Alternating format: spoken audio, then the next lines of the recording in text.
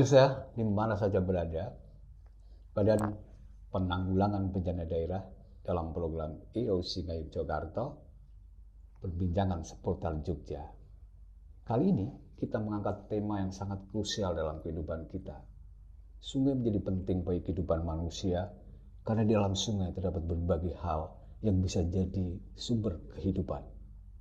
Dan pada kesempatan kali ini kita kedatangan tamu yang istimewa. Beliau adalah Kepala Bidang Operasi dan Pemeliharaan Balai Besar Wilayah Sungai Serayu Opak, Insinyur Sahril SP PSDA.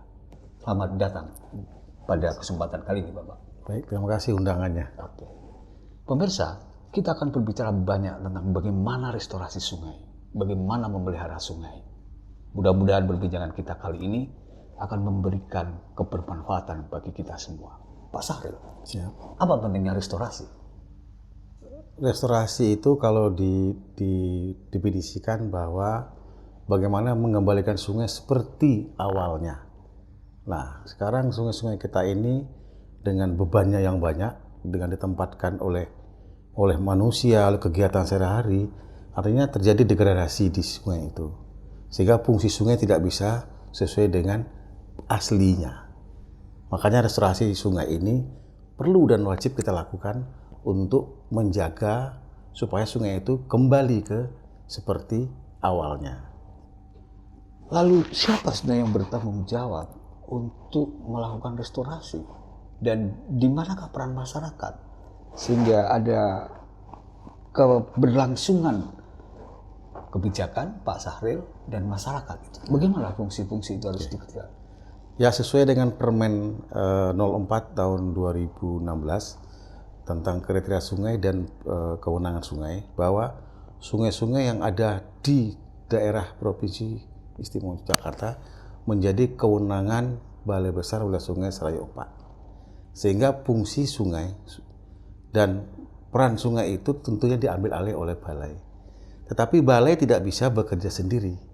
Balai harus melibatkan banyak pihak, terutama masyarakat di sepanjang sungai. Perguruan tinggi yang secara edukasi dia bisa membuat peraturan-peraturan. Terus bisa juga pengguna sungai yang lainnya seperti industri dan lain-lainnya. Sehingga sungai ini bisa dikelola secara bersama-sama. Secara institusi balai ada di sana. Tetapi balai tidak bisa lepas dari kepentingan, tidak bisa lepas dari fungsi-fungsi yang ada di sekitar sungai itu, terutama tadi seperti masyarakat. Lah, masyarakat sungai itu sudah terbentuk di daerah DIY ini. Kita mempunyai banyak komunitas sungai yang memang selama ini cukup berperan penting di dalam melihat sungai sebagai manfaat yang dicari gitu. Nah, komunitas sungai inilah kami sebagai pemerintah memberikan naungan, memberikan edukasi ke mereka. Nah, sehingga komunitas sungai yang sudah terbentuk selama ini itu jadi mitra Balai Besar Sungai Serayu Opak terhadap restorasi sungai-sungai yang ada di wilayah DIY ini. Kalau dilihat dari sungainya, Pak, kalau kita berbicara sungai di Jogja, katakanlah kategori sungai di Jogja itu sudah sampai ambang beberapa gitu, dalam tingkat bahayanya barangkali atau tingkat polusinya barangkali. Baik, jadi sungai-sungai yang di wilayah provinsi ini DIY ada 10 sungai yang memang yang di kota, yang di DIY-nya sendiri di Yogyakarta sendiri adalah ada Code, Winongo, ada sungai-sungai lainnya. Itu sebetulnya sama tingkat pencemarannya itu kita boleh dikatakan ringan sampai sedang gitu. Nah, itulah yang memang kita jangan sampai tingkat pencemaran itu meningkat menjadi berat gitu loh.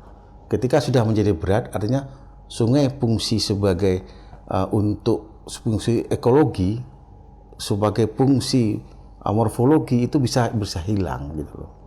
Nah, kita melihat pencemaran ini perlu kita terus pantau gitu. Ada dinas yang khusus memantau tingkat ketinggian pencemaran itu, dinas DLHK. Itu ada di dinas terkait. Nah, kami di sini fungsinya bukan terhadap kualitas airnya, tapi bagaimana sungai ini bisa berfungsi kembali. Nah, gitu. Jadi ada dinas-dinas stakeholder yang lainnya juga memperhatikan bagaimana sungai ini tetap bisa berfungsi, bisa bermanfaat untuk masyarakat. Itu sinergitas antar pemangku kebijakan itu penting, Pak, ya? Sangat penting. Jadi koordinatif harus kita lakukan antar dinas stakeholder, dinas dengan masyarakat, dinas dengan perguruan tinggi maupun dinas dengan swasta. Itu harus kita jalin. Kita tidak bisa berdiri sendiri dalam menangani persoalan sungai yang ada di DIY ini. Harus semua terlibat di dalamnya. Pemerintah itu hanya sebagai motornya saja. Tetapi keterlibatan masyarakat, perguruan tinggi dan swasta itu cukup perannya penting sekali, sehingga kita kerjasama dengan masyarakat, perguruan tinggi dan pihak swasta itu perlu dijalin dan perlu ditingkatkan terus gitu. Selama ini Balai Besar Sungai sudah melakukan apa saja, Pak? Kita sudah melakukan kegiatan kerjasama dengan stakeholder lainnya. Dengan masyarakat kita juga sudah melakukan seperti kita ada melakukan pembinaan kepada komunitas sungai yang ada di sungai-sungai yang ada di DIY ini. Kita ada punya lebih kurang mungkin 20 komunitas sungai yang memang ada di kita pembinaannya, ada di balai. Komunitas sungai itu sudah melakukan beberapa kegiatan dan mereka memang udah punya prestasi yang bagus, udah sampai tingkat nasional gitu loh. Tapi peran masyarakat itulah yang banyak sebetulnya.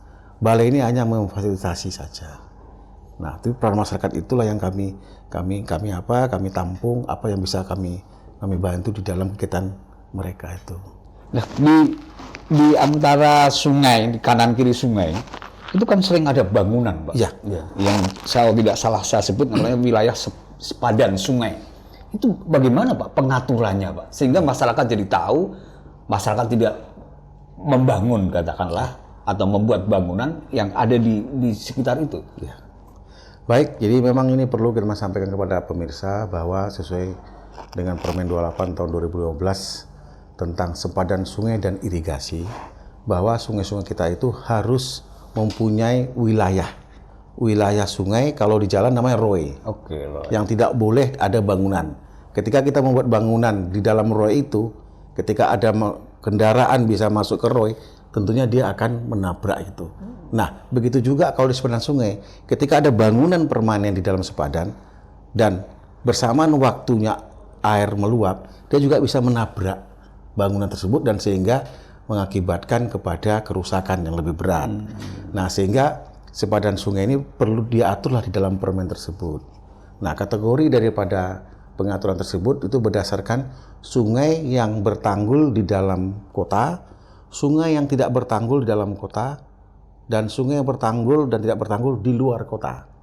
Bagaimana penjelasannya? Nah, sungai yang bertanggul di dalam kota itu, ketika ada sungai sudah mempunyai tanggul, dan tanggul ini direncanakan untuk penanganan banjir, itu kita memberikan peluang tidak boleh ditempati oleh 3 meter dari kaki tanggul. Tetapi ketika sungai itu tanpa ada tanggul, itu kita melihat lebar sepadan sungai itu berdasarkan kedalaman daripada airnya. Ketika airnya dalamnya sampai dengan 3 meter dari dasar sampai palung sungai, berarti kita harus memiliki sepadan, harus menyiapkan sepadan 10 meter. Antara 3 meter sampai 20 meter, kita harus menyiapkan sepadan sungai dari palung sungai itu 15 meter. Dan ketika kedalaman air melebihi 20 meter, kita harus menyiapkan 20 meter sepadan sungai. Nah, itulah sebetulnya aturan yang memang perlu kita sosialisasikan kepada masyarakat, bahwa tujuan dari pemerintah itu khususnya bukan untuk membatasi masyarakat untuk membangun di tanahnya sendiri, tetapi untuk bagaimana kenyamanan seluruh pihak ketika ada banjir di sungai tersebut. Kalau melihat di wilayah DIY, sudah seberapa parahkah masyarakat itu katakanlah membangun itu? Apakah masih ada tingkat toleransi atau barangkali memang seharusnya sudah dilarang? Oke. Sebetulnya di permen ini adalah acuan dasar kita, payung kita. Dan kita lihat di Jakarta ini memang semua belum ada yang sesuai dengan permen memenuhinya. Rata-rata mereka itu mepet kepada tebing sungai kita. Nah, tetapi ada upaya dan usaha dari pemerintah kota, pemerintah provinsi untuk meminta masyarakat untuk mundur. Nah, yang baru bisa terpenuhi itu 3 meter. Oke.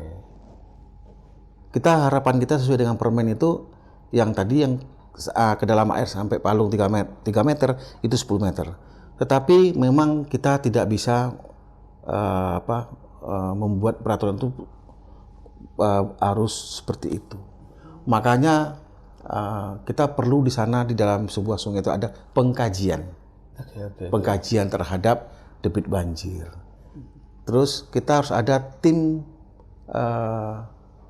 namanya tim penetapan sempadan sungai. Lah itu yang sedang baru kita susun. Tim itu nanti terdiri dari pemerintah pusat, pemerintah daerah, dan stakeholder, tokoh-tokoh masyarakat. Jadi di mana setelah kita melakukan pengkajian, terus dengan tim itu melihat persoalan di lapangan, ternyata sempadan sungai itu tidak bisa diterapkan 10 meter. Itu bisa berubah atas dasar pengkajian dan perencanaan yang sudah dilakukan gitu. Jadi permen itu menjadikan payung dulu kita. Nanti pengkajian itulah nanti tim sempadan sungai itu nanti yang memberikan keputusan terakhir.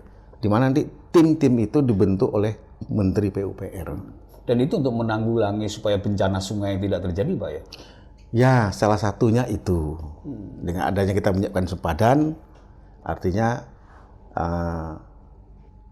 sungai bisa menampung debit banjirnya sendiri.